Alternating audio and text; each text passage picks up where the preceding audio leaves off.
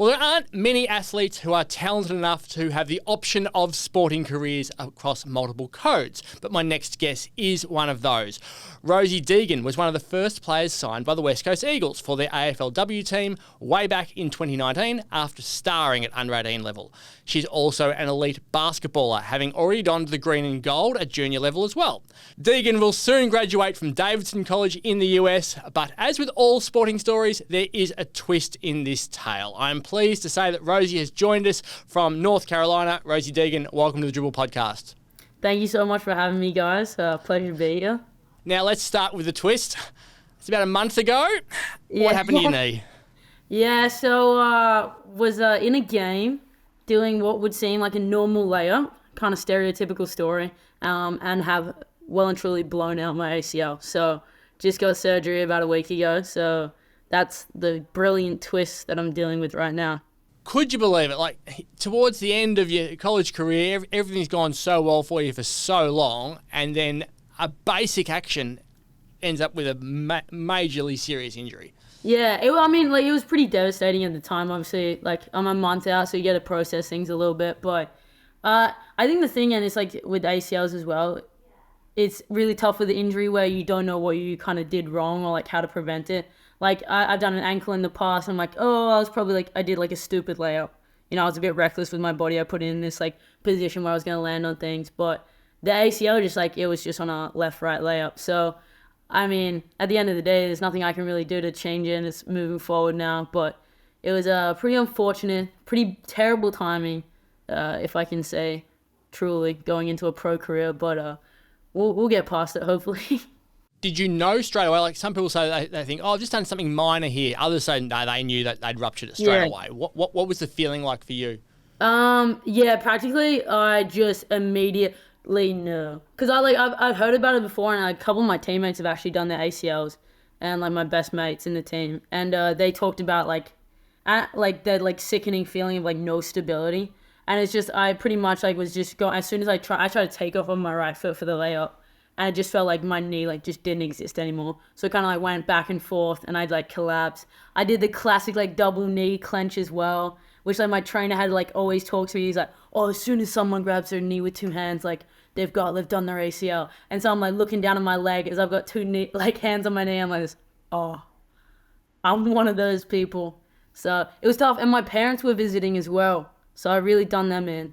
Oh, no. Yeah, no, so they haven't visited in like a couple of years, and they were coming and watch me play. They were flying out the next day, and so it was the last game they were going to catch. And in the start of the fourth, it happened. And they're like, I looked up in the crowd, and I was like, and so I think they kind of knew as well. You're flying as well. Like, your form had been amazing. You had some massive games. You're the player of the week in your conference only a month earlier. Like, did you feel like you were at the peak of your powers at that point? Yeah, I think that's the really upsetting thing. I think I decided to take my fifth year at Davidson because I knew that coming off my senior year, I had a space to grow, and like I knew Davidson was kind of the program that was kind of sent me and like helped me in that direction. Like, it's a program I was familiar with. Like, instead of transferring like some people do with their fifth year, I was like, I'm going to take it here. I know the system. I know we were going to have a really good team. Like, our team was almost ranked. We were receiving votes. Like, we beat Duke, like we were flying, we're on top of the world, and we get into conference, and then this kind of happens, you know? So it's pretty terrible timing. I'm keeping a positive outlook on it, but it's probably the worst timing to have done it, but what can you really do? And you've just had the surgery, so how's the pain levels now? How's your mobility even just around the house? My mobility, yeah, well, I was saying this, I didn't realise, like, I had a couple mates do ACLs, and obviously AFLW has quite high ACL rates. I didn't realise how, like, debilitating it was. I've been doing, like, rehab and just trying to tense my quad, and I'm just confused why my quad is just not working, given my knee. So I'm learning a lot more. I'm on crutches, so I'm a little bit dependent on people. But I took my first steps today, so watch out. I'm on the road back. I'm a week in, so watch out. The basketball community should be scared. You know, the returns. The returns You come. look positive at least, which is the most important. Like as you said, it's done. So what's done, and you have had significant injury in the past. Like the last time we were chatting was 2020, and you just blown out your ankle. Had a syndesmosis injury whilst training with the West Coast Eagles. So you've had a few big ones, haven't you?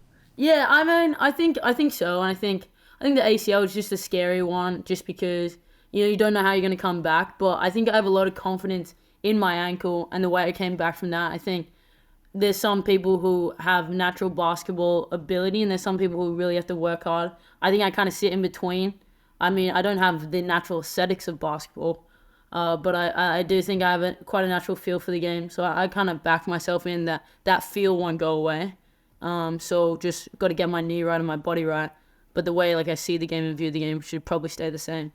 So at least that's what I'm hoping on. That's all you can hope for in sport, that everything comes back. So you were at the stage where you were finishing up your college career, which meant that it was decision time around choosing sports. Had you made a call on what you were going to do, whether you were going to chase basketball either overseas or in WNBL, or whether you were going to come and try to play for West Coast, or whether you were going to be one of those players like Mon Conti who tries to combine both? I think it's really interesting. I've always tried to combine both, and I've always I mean, when I was home, and in that, when you talked to me in 2020, I was trying in that stage of trying to talk to West Coast and talk to Perth Lynx and try, but I think it's just really hard to kind of be that dual athlete just with how women's professional sport's going. It's very legitimate. Perth Lynx or WNBL is a very legitimate league that deserves all your attention, and so is the AFLW now. And so I think as women's sport grows and becomes less amateur as it was in the past, dual athletes are going to have to make a decision. And I think I'm kind of finding myself in that position now of which path is best for me moving forward, and to pursue my goals and what my goals really are, and whether they're pivoted with this injury. Had you made a call pre-injury on what you were going to do, or have you had to change your mind because of this injury? It's interesting. I think for me, I kind of always, obviously I've been at college playing basketball for 4 years, so I've put basketball first. And I think a lot was, and it's funny now because I'm injured, but a lot was riding on this year with going to WNBA camps, prospects in Europe and stuff like that. So in that sense, I was still chasing the basketball dream. This injury, I don't think it's going to stop me from chasing my basketball dream. It's just going to postpone it. But then it does put a thing in, an idea in my head is the ACL incident rates in AFLW is extremely high. So then that's in the back of my mind, I don't want to go through this again.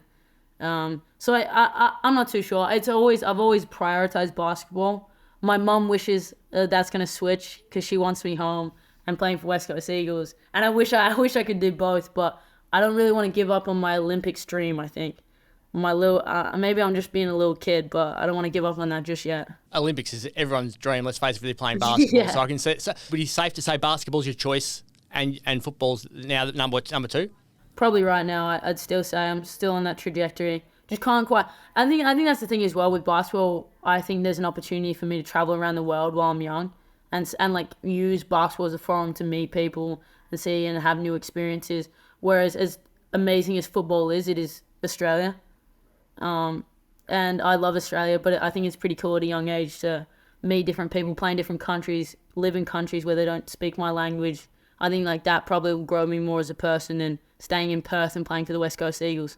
So Davidson has helped you to grow your life dramatically, hasn't it? Tell us about the experience both on and off the court. Yeah, so Davidson College was amazing. I remember when they reached out, let's be real, we all know it because of Steph Curry. So I was just I love the bragging rights of being it's Steph Curry's school. But apart from that, it's a pretty small school, 2,000 kids. But just a great community feel. So that was one of the reasons I came. And then the academics are are really good, especially in America. They're pretty high caliber. And so it was just a perfect balance. And as a community, I'm from Perth. We know Perth. Everybody knows everybody. So that's how it kind of felt in Davidson. I'm actually recording this from my host family's house. So they give you if you're international, you get a host family. And so I've known those guys for 4 years now. They're my family. Pretty much they've taken care of me. So I think this experience has been amazing. And that's just off the court. And then I got to grow and play basketball. I had a really good freshman year. Got to grow and become a leader and improve my games in ways that's not just scoring the basketball, which was prioritized so much in juniors. I think I'm a way better player now than I ever was my freshman year or when I was playing back in Australia. So I owe Davidson my career, and hopefully, everything I do in the future is a result of what they gave me and how they trained me here. So I'm very appreciative to them. So where are you better, and what are some of those highlights that you've experienced on the court? Yeah, I mean, where am I better? I don't know if you watched me play. I was pretty terrible defensively. I feel like any offensive player kind of says that, right? It's like I thought I just worked on one end, took a rest on the other, and then caught the ball and shot it again on the other end. So I think Davidson college basketball schemes, like, you can't really take plays off. So I think defensively I've gotten much better. I think once again passing. So maybe the only thing I was good at was probably being a ball hog back in the day. So they've taught me a lot. They taught me how to be a good teammate. They taught me how to be a good leader, and they've given me the opportunities to be that for people. And I think all around I'm just a much higher IQ basketball player than I was. And I probably don't have as much value in just points anymore, which I think is pretty important for basketball, especially playing good team basketball. A lot of the things that are talked about you revolve around your eye and the fact that you can only see out of one of them. Now, peripheral vision's pretty damn important in sport. Yeah. Growing up, I would imagine that you just had to do what you needed to do just to get by on the court and then figure out where people were coming from on your left-hand side because you couldn't see anything anyway. Has that been a challenge for developing your game and being a rounded person? Because without the ball in your hands, I'd imagine it'd be really difficult to know where the game's heading at different points. Yeah, no, it's definitely been a challenge. It's interesting because when I was younger, I obviously had my weird shot technique that every coach tried to change because it's terrible, and it looks terrible.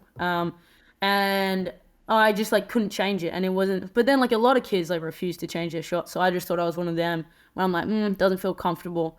And then I was 13, obviously got the eye diagnosis, and I was like, oh, yay, a great excuse for me not to change my shot. So practically just got stuck with that, and I guess I had to adapt. But the thing is, and I kind of, a lot of people like to ask me, I was like, I don't feel like it was that much of a disadvantage because I'd grown up with it. So I just never saw the left side. So I grew up playing basketball, never seeing the left side. So whatever I did just was to compensate for that, and I didn't really realize. It'd be different if I got stabbed in the eye at the age of 15 and had to, adapt. I'd respect that kid a lot more than me. But I've got hit by a lot of screens on the left side. I got tackled on the left side a lot in football. A couple holding the balls coming from an unknown defender on the left. But I don't know. Except for some hard hits, it hasn't hindered me too much yet, which is good. So are you totally blind in that eye, or have you got any vision, or is it just black? Nah, so what it was is not actually my eye, and that's kind of why I look relatively okay in terms of my eye kind of tracks and stuff like that. So it's my brain just doesn't receive the signal. So the neural pathways in my brain when I was younger just got disrupted. So practically I see nothing. It's not working. Amazing. It looks okay, but it's not working at all. So. And from a choosing sports perspective, I would have thought the fact that you can get tackled and get hurt, if you're not tensing for a tackle in footy, then you're going to get hurt more often than not. Yeah. So that would have been a real challenge, wouldn't it? As AFLW is a lot quicker than what it was when you were last in Australia, and the athleticism and the strength of players is so much different as well. So what you were doing at under 18 level when you're an All Australian is different to what you'd be facing now. I mean, the game's come so far, I think. And that's why I'm absolutely flattered when teams like West Coast Eagles and stuff like that will still have me. Because I'm the game's come so far and improved so much. And, if I got an ounce of talent on, still in my system, I love to use it and I love to play the game because I think football is obviously. I brag about it when I'm over here because I don't think Americans quite comprehend the art that is AFL. But, I think the game's come a long way. So who knows? Maybe I step out in the Eagles jersey and it's all hyped up and then I get drilled from the left side. So, I could see it happening. It'll be a humbling moment for sure, but it'll be funny. Everyone will go, left side, left side. There she goes. Yeah. So what's the next couple of months entail for you from a recovery standpoint and coming home or staying there? How will you deal with the next few months now that you're not playing anymore, but you've got to work on rehab? Yeah, exactly. So I'll probably look to sign with an agency to kind of represent me moving forward. I've got the next 3 months here. They'll really kind of tie down just with Davidson's rehabilitation. The athlete trains there are spectacular. They've looked after me, obviously, through my ankle.